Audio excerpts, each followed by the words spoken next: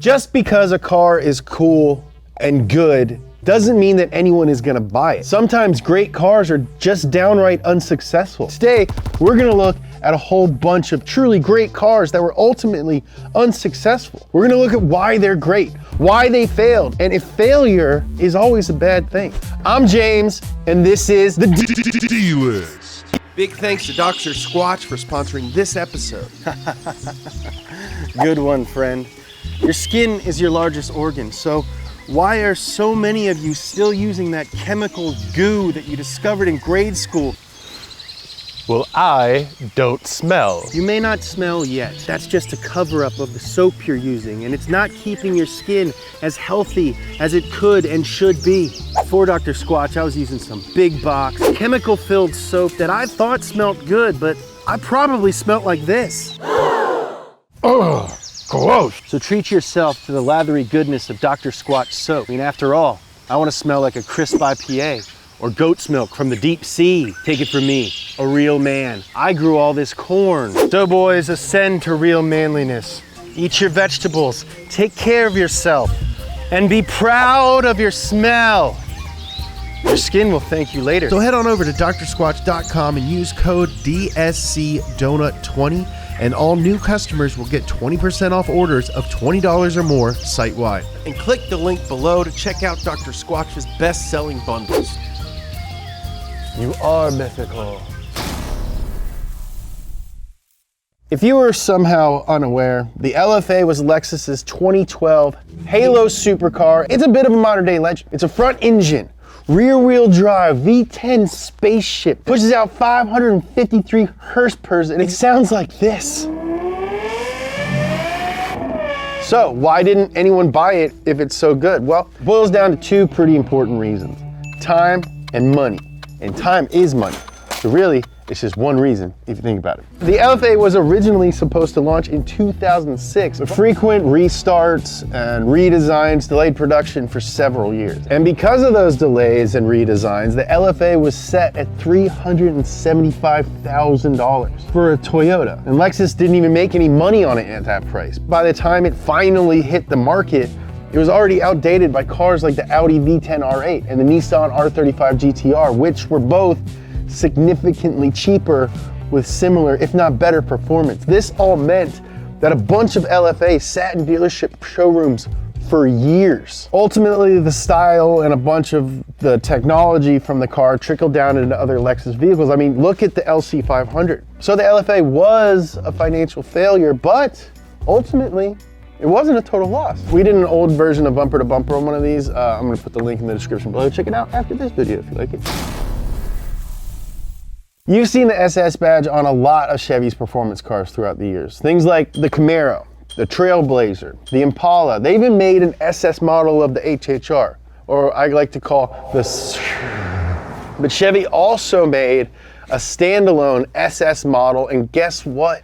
It was bone-chilling ripper. It was essentially a rebadged Holden Commodore. It had 4 doors, rear-wheel drive, a 415 horsepower V8, and a 6-speed manual transmission. I mean, that sounds like a pretty nice bag of peanuts, am I right? So why the flop? Why the flop? Why the flop? Well, it really wasn't marketed very well. And by that, I mean that it wasn't marketed at all. Chevy released the SS at a small event in an airplane hangar right next to the Daytona 500. Chevy was heavily leaning on the win on Sunday, sell on money idea, but there was a problem because that doesn't really work anymore because NASCARs aren't based on consumer cars anymore. And beyond that, Chevy really didn't advertise the car at all. There's no Super Bowl ad, there's no social media campaigns, nothing. Then there was the name. SS is normally a trim level for Chevy cars. So while the intent was to conjure up thoughts of high performance and speed, the car was just a little confusing. So based on the name and the general lack of effort to promote it,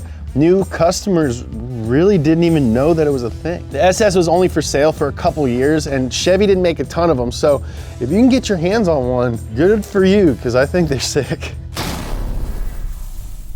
This is a bit of a weird one, but we like the weird ones around here. You ever talk to Jeremiah? Ford had a mid-sized economy sedan called the Contour that sold from 1995 to 2000. But in 1998, Ford decided to inject a little bit of the spicy sauce into it. and gave us the Contour SVT. SVT, of course, was Ford's high-performance trim level, and it stands for Special Vehicles Team.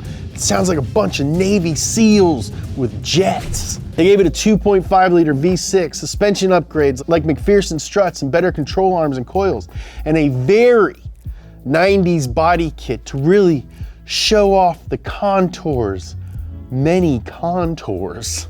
The car had two main nicknames among enthusiasts. The first was the American M3. It's a very cool nickname, off to a very good start. The other nickname for this car was the Hot Potato, because nobody wanted to work on it. Because of the larger than normal engine and the smaller than most engine bay, the Contour SVT is notoriously difficult to work on. The Contour SVT was also more expensive than any other American subcompact sedan at almost 23 grand in 1999. You know how many Limp Bizkit CDs you can buy for that much money? Freaking nice binder full, a binder with a zipper. You can buy the binder too. Ford only sold 11,500, which isn't great, but that's not why the car was killed. SUV sales were on the rise, and Ford wanted to use the Contour factory to make their new small SUV, the Escape. So the Contour got the axe, and now it lives in hell. The 97X Aero was a Swedish-American muscle SUV with a 390 horsepower LS2 all-wheel drive and some stiff suspension. It was a luxury version of GM's Trailblazer SS, which is already sick. So what else do you need, huh? To understand this car, we gotta back it up and talk about why it even exists. In case you didn't know, GM used to own Saab. And in 2006, there was a massive recall of General Motors SUVs. And the result was a recall of over 250,000 cars. It's a bad look. So to make people happy again, GM decided to make a couple of performance cars. And one of those was the Trailblazer SS. And another one was the Saab 97X Aero. Basically the same car, different badge. But unfortunately, the damage from the recall was done. And the 97X, despite being a very nice bag of peanuts, couldn't pull the kind of sales numbers that they needed and that it deserved, and Saab closed its doors 2 years later. Y'all knew this one was coming, so did I, because I helped make this list. This one really frustrates me because the Focus RS is one of the coolest cars to come out in my lifetime. It was an all-wheel drive, turbo hatchback that had a sick spoiler, came in dope colors. I just want to sit in those Recaros and do a James Conner. So why didn't this thing sell like a hot bag of peanuts on the cold city streets? The Focus RS was a performance car with a lot of hype, and Ford dealerships took that a little too seriously. Most dealers wouldn't even let people test drive the car. Who in their right mind would buy a car without driving it? And on top of that, dealerships added massive markups to the RS and gave little to no consideration for younger buyers. Who do you think is gonna buy a bright blue turbocharged hatchback with a spoiler and a drift button? So most of the people who actually knew what the car was couldn't afford it, and they weren't allowed to drive it. And the people that could afford it didn't want it because it's a stiff, loud, very bright kind of race car. Also, it had head gasket issues. And so, Ford killed it. And now, it's in hell. I know what you're saying, James, this car's almost 100 years old. But it's a super important car, and also one of the biggest flops on this entire list of flops. The Airflow was in development at Chrysler for over 6 years before it was finally shown to the world. They even brought it to the Wright brothers to make the first ever automotive wind tunnel when developing this car. Those are the plane guys.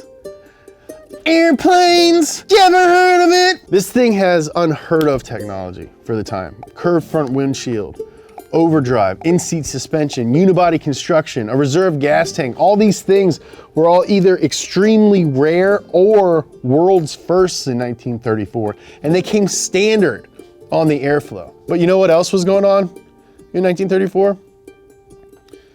The Great Depression. Chrysler said that they wanted this car to offer a little glimmer of hope to the people, but the only people that could afford it were super rich. And you know who didn't like rich people during the Great Depression? Everybody. So unsurprisingly, this thing was a massive flop. On the bright side, the Airflow introduced the non-military world to aerodynamic design, which influences pretty much every modern car today. Baja. The Baja was Subaru's attempt at a 21st century version of their much loved and super rugged little Brat. Where the Brat had rugged dependability and simplicity, the Baja incorporated a little bit of a modern touch. Now the Baja was based on the Outback, which is already a very good car, and Subaru wanted a more utilitarian version of the Outback and wanted a larger market share in the US, so they did what any American would do. Turned it into a truck. Turned it into a truck. Turned it into a truck. The concept called the STX, which stood for Subaru Truck Experimental, because you know it's not experimental if you use an E. But the problem with doing two things at once is that neither of them get fully done very well. It's like taking a bath while cooking a steak. I mean, the idea seems like a good one. You make an Outback with more rugged cargo space. Cool. Subaru even made the Baja with a supercharger and later with an optional turbo. Again, super cool. But the people who wanted a pickup laughed at the $25,000 price. They said, ha ha ha, ha ha ha ha ha, ha ha, that's more than twice the price of a Ford Ranger, which is a real truck. And on the flip side, the people that wanted a cooler Outback realized that they were basically looking at a less practical version of the Outback that they wanted in the first place. So, despite being a super capable, all-wheel drive, turbocharged, supercharged Japanese rally truck ute, the car struggled with its identity, and now it's in hell.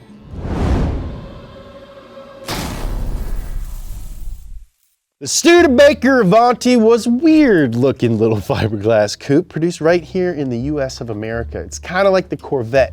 You just got to squint your brain and look at it a different way. The Avanti launched in 1963 and was at the time the fastest production car in the world with a top speed of 178 miles per hour thanks to its 240 horsepower V8. We made a video about the fastest car of every year. I'll pop the link in the description below.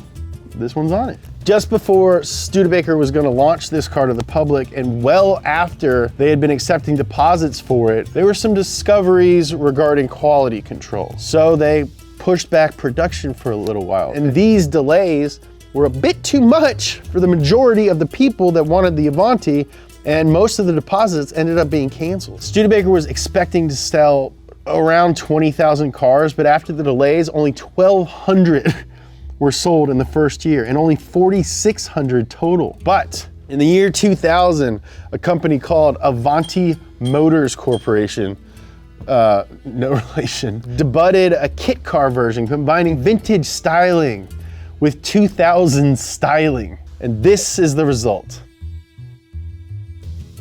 You have reached the end of the road. The one cool is a car that didn't sell. The 5th gen of the Viper is well documented as one of the best American sports cars ever, especially the Viper ACR. The 5th gen Viper came out in 2013, and instead of calling it the Dodge Viper like they had for years, they decided to call it the SRT Viper. The only problem is there were already several options that gave similar power and driving experience for way less Uncle Dineros. Talking about the Corvette, and even Dodge's own Challenger. And this is mind-blowing, okay? Sales were so bad that FCA cut production numbers in the first year and even stopped producing them altogether for 2 months. Then they rebranded it back to the Dodge Viper to try and regain some brand recognition, which didn't work. And then they dropped the price of the car by by $15,000, but still, nobody bought it. In 2017, the Viper got the mongoose. And now, just like all the cars on this list, the Viper is in hell. If you want to learn more about hell, read the Bible. If you want to learn more about the Viper ACR, check out this episode of Bumper to Bumper. And if you want to check out the fastest car of every year, check out this episode of the D-List. I am James. Bye. I love you.